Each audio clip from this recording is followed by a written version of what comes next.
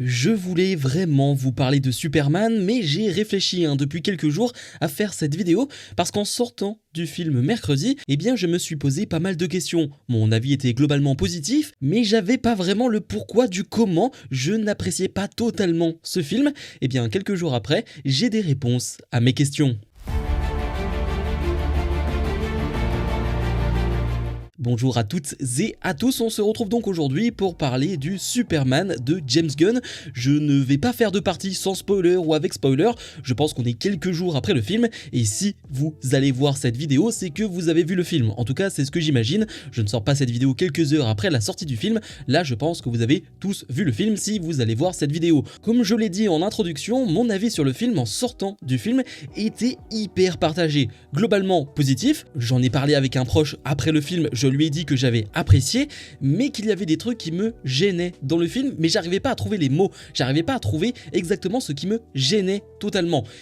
Quelques jours après, j'ai eu le temps de réfléchir, j'ai eu le temps d'avoir une certaine réflexion par rapport à ce film, j'ai vu pas mal de critiques, positives et négatives, ça on en reparlera d'ailleurs, mais du coup ça m'a permis d'ajuster un peu mon avis, qui reste quand même le même, il est positif, j'ai bien aimé le film, mais je pense que c'est justement important de dire que de la nuance, ça fait pas de mal, parce que depuis mercredi, je lis un peu tout et n'importe quoi sur ce film. Et c'est ça d'ailleurs que je trouve hyper chiant, parce que moi qui ai un avis hyper nuancé sur ce film, où je ne suis pas du tout dans un extrême, je vois que c'est totalement l'inverse pour la plupart des gens. Soit on est sur le meilleur film de l'année, un film de super-héros exceptionnel, ou soit on est sur une bouse absolue. Et moi je me retrouve un peu entre les deux, en restant positif quand même, et j'avoue que je me sens pas du tout représenté du coup par tout ce qui est dit sur les réseaux sociaux ou ce qui est dit sur YouTube, etc.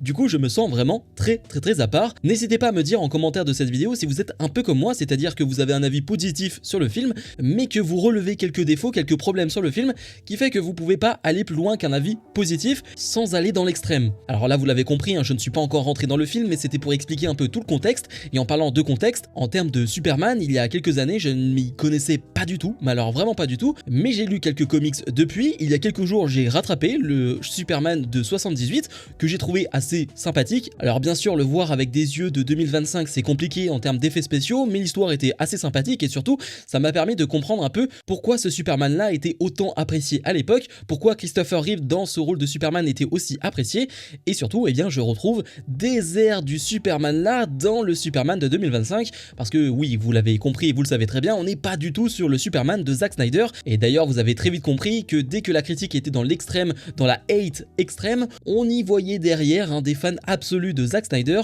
Alors personnellement Zack Snyder, j'en ai rien à faire, il y a des films que j'ai adorés, des films que j'ai détestés, donc franchement moi j'en ai pas grand chose à faire de ce débat là. Ce que je sais, donc pour revenir à ce film, c'est que j'ai un avis positif, mais quelques jours après ce film, je peux vous dire pourquoi. Déjà, je trouve que c'est un bon divertissement. Si on parle simplement de divertissement pur, sans rentrer dans l'histoire, sans rentrer dans le scénario, dans les effets spéciaux, etc., je trouve qu'en sortant du film, j'ai été diverti. Ça, c'est clair et net. Que ce soit en termes d'action, en termes de rythme, en termes de montage, je trouve que le rythme est bon et que tu ne t'ennuies réellement jamais. Certes, on a des phases de discussion, de conversation importantes, même dès le début du film où on a une interview au bout de 10-15 minutes de film de Lois Lane sur Superman, donc tu peux te dire que le rythme est assez lent, mais non, parce que même le rythme dans cette interview, il est très bon, et ce qui en ressort est hyper intéressant. La vision de Superman sur le monde, etc., sur ses actes, c'est hyper intéressant. Mais du coup, je trouve que le rythme est bon, et qu'en termes de divertissement, tu te régales plutôt. Je trouve que les acteurs sont très bons, là aussi, la prestation de tous les acteurs,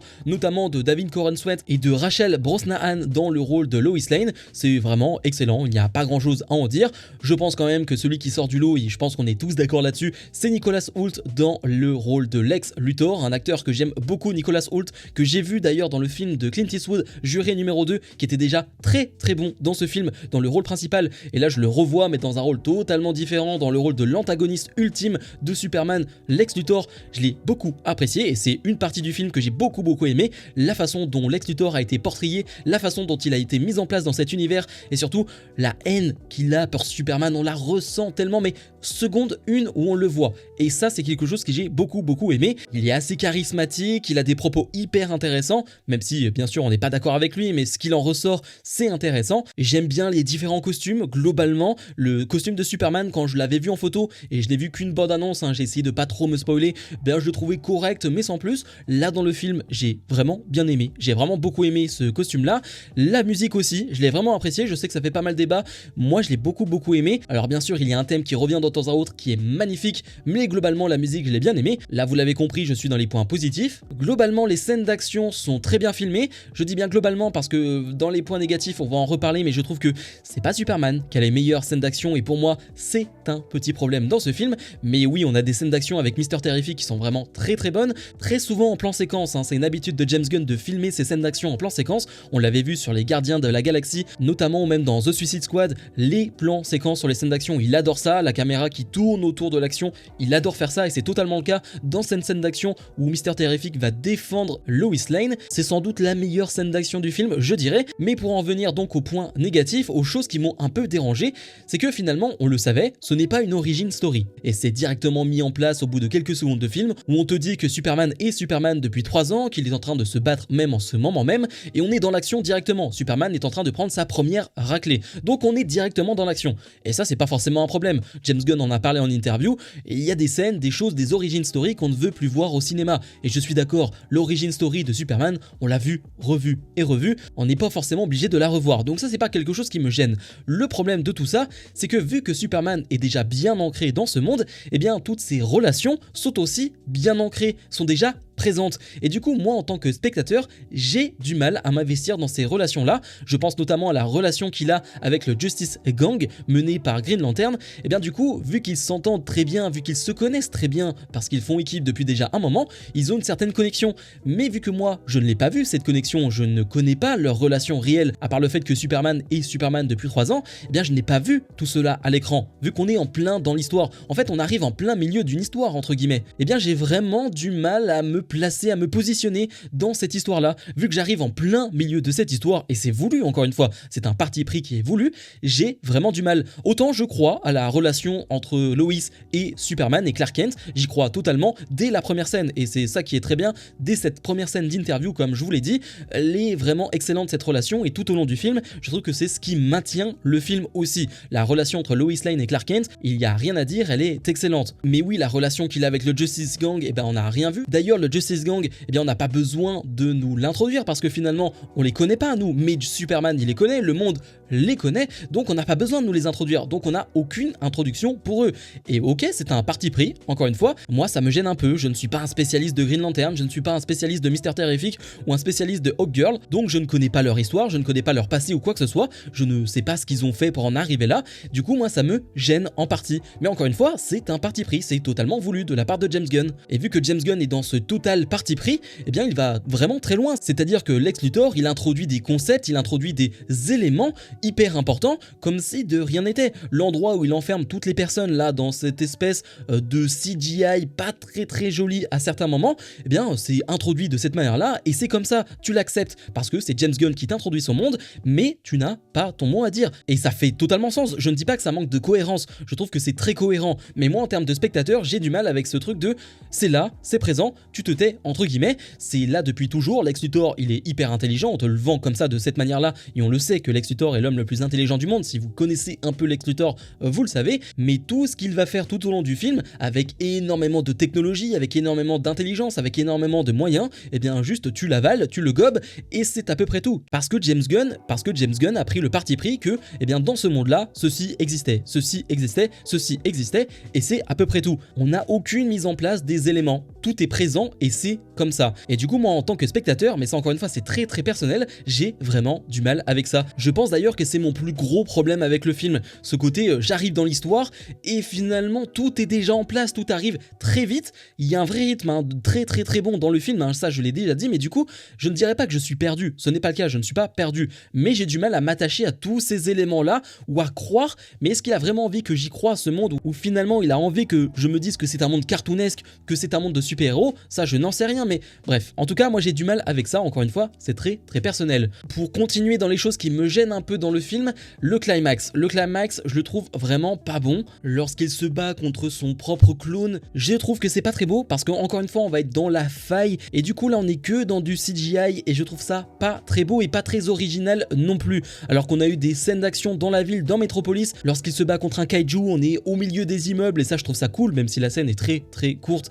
Eh bien je trouve ça cool de le voir combattre sur ces immeubles là, de le voir combattre alors qu'il doit en même temps sauver des personnes. Ça c'est quelque chose que j'aime beaucoup dans le film, ça en devient presque naïf à tel point il va sauver des personnes, même un écureuil à un moment donné, alors que bon, c'est peut-être pas la priorité du moment, mais ça représente bien l'état d'esprit de Superman et ça c'est quelque chose que j'aime beaucoup. Le nombre de personnes qu'il va sauver pendant ce film, j'aime énormément. Mais du coup ouais, le final me gêne un peu quand on est dans cette CGI totale et surtout la résolution du final avec finalement Krypto qui va venir en aide à Superman et c'est Krypto qui fait gagner Superman parce que je sais que ça c'est quelque chose qui a été reproché par énormément de personnes, le fait que Superman soit hyper faible dans ce film. Ça ne me dérange pas sur le papier, dans le sens où Superman, c'est un Superman assez jeune, qu'il prenne des raclées, ça ne me gêne pas. Le problème c'est que je trouve qu'il a très peu de moments où il est très puissant. Il peut prendre des raclées, mais dans le climax, j'aurais aimé qu'ils soient encore plus impressionnants. Alors oui, il a ce moment, la fin du film, où il est en espèce de toupie et il a ses rayons laser où il détruit énormément de monde. La scène n'est pas très belle d'ailleurs en termes de CGI, alors que l'idée sur le papier elle est géniale, la réalisation en termes de CGI c'est pas top, mais du coup c'est le seul moment où il paraît à peu près fort. Sinon tout au long du film, il prend des raclées, il prend des raclées, il prend des raclées. Ça me gêne un peu, je comprends l'idée de rendre Superman un peu plus humain et c'est un peu toute la thématique du film. Bien sûr, je n'ai pas parlé du côté politique du film et je trouve qu'on en fait un poil trop d'ailleurs sur le côté politique du film parce que bien sûr on a compris la référence au conflit Israël-Palestine, bien sûr on l'a compris, mais je trouve que c'est quand même très léger. Je trouve que on l'a mis en place au début, mais qu'après c'est en fond, derrière, au loin. Et je comprends pas trop qu'on en fasse des tonnes d'ailleurs à ce sujet-là parce que je trouve pas ça hyper important dans le film. C'est à certains moments donnés, on a quelques plans, quelques séquences, notamment lorsqu'on va voir un enfant présent là-bas. On a une séquence là-bas quand la Justice Gang va arriver, mais sinon c'est quand même très léger dans le film. Ça c'est un petit point que je n'arrive pas trop à comprendre pourquoi ça s'excite autant sur le côté politique du film, que ce soit d'un point de vue positif ou négatif d'ailleurs. Moi je trouve que c'est quand même très léger. Mais donc oui, pour en revenir à la faiblesse de Superman, ça me gêne un peu. Je ne dis pas que Superman doit tout détruire parce que sinon, oui, le film n'a pas trop d'intérêt et le film n'a pas vraiment trop de sens. Si Superman est juste trop puissant, bon, évidemment, c'est un peu chiant. Mais je trouve que tu aurais pu le faire gagner quelques batailles, surtout cette bataille de fin face à son sosie, face à son clone. L'arrivée de Krypto, j'ai pas trop kiffé, même si j'aime beaucoup Krypto dans le film et c'est d'ailleurs les seuls moments où je rigole parce que je trouve que le film est dosé en termes d'humour. Il n'y a pas énormément d'humour comme sur les Gardiens de la Galaxie, il y en a, mais je trouve que c'est un peu plus dosé et que ça ne me fait pas énormément rire, mais je suis pas sûr que ce soit totalement le but. C'est plus dosé, c'est plus calme en termes d'humour et les moments qui me font vraiment rire, c'est les moments avec Krypto. Mais du coup, ouais, que ce soit Krypto qui sauve Superman à la fin, ça me gêne un peu. J'aurais aimé que Superman ait vraiment son moment à lui. Et bien sûr, je comprends la référence à la fin avec Lex Luthor, le côté l'intelligence contre la force contre l'intelligence.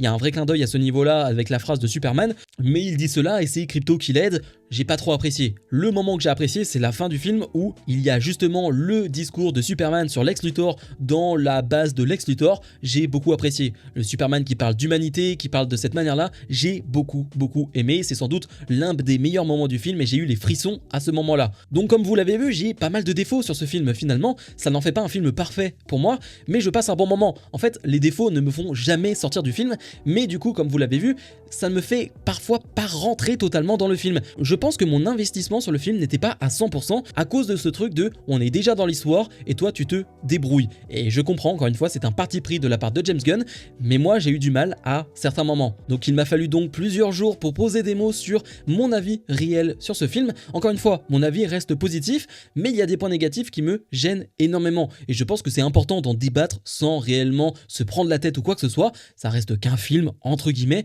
Je vois des débats sur les réseaux sociaux, ça s'enflamme dans tous les sens. Calmez-vous, ça reste qu'un film, calmez-vous. Vous pouvez avoir votre avis, ok, pas de souci, mais essayez d'argumenter un minimum, hein, ce serait quand même ça le plus intéressant. C'est pour cela d'ailleurs que je fais cette vidéo, parce que ça me permet d'argumenter un maximum. Mais du coup, ouais, j'ai un avis qui est positif sur le film, un peu partagé, mais il reste positif. Je vous invite quand même à me donner votre avis sur ce film en commentaire de cette vidéo. Alors je sais que la vidéo sort quelques jours après la sortie du film, donc je ne sais pas à quel point cette vidéo aura de la visibilité ou non. En tout cas, je la partagerai sur les réseaux sociaux. Bref, donnez-moi vos avis sur ce film en commentaire de cette vidéo. Le meilleur moyen de me soutenir, bien sûr, c'est de mettre un maximum de pouces vers le haut, de vous abonner. Et je pense que nous, on se retrouvera d'ici 2 semaines pour ma critique des 4 Fantastiques. Et ça, c'est un film que j'attends énormément. Salut, salut!